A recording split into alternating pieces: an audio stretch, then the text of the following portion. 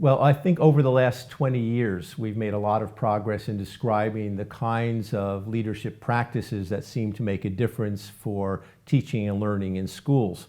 However, more recently, we've begun to appreciate that the contexts of schools, that is, the national context and the values of the society, differ from country to country. And therefore, what kind of leadership makes a difference also has to be adapted to the context of different countries. So for example, I live in Thailand, and in Thailand we have three goals, national goals for education. Students should be capable of applying knowledge, they should have good moral development, moral character when they graduate, and they should be happy, be able to create satisfying lives. Now, there are other societies, such as I was talking to someone from Korea who said, oh, happiness and moral development, that sounds really good. I think we need more of that in Korea.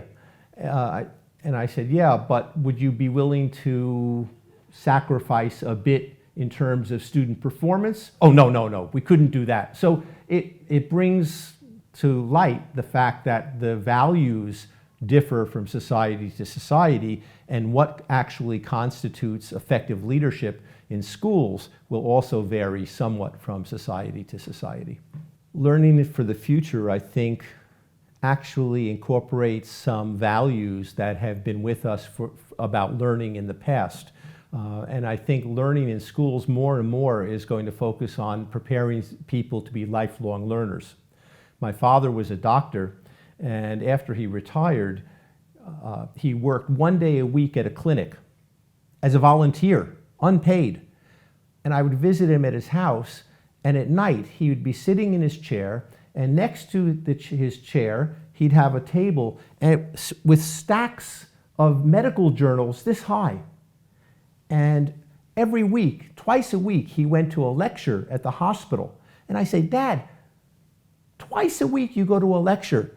Every night you're reading the journals. You don't even work as a doctor except 1 day a week. And what he said to me was, how could I practice medicine even 1 day a week if I didn't keep up with my profession?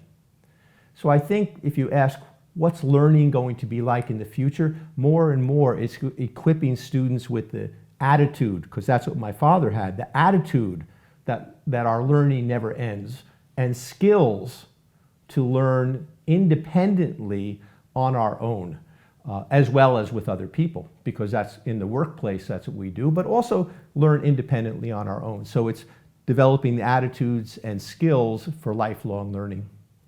I think there are obviously many different kinds of challenges for schools today and in the future, but I think one of the ones that deserves attention is the ongoing professional development of teachers. It used to be that when we talked about teacher education, we used to think about the pre-service preparation of teachers.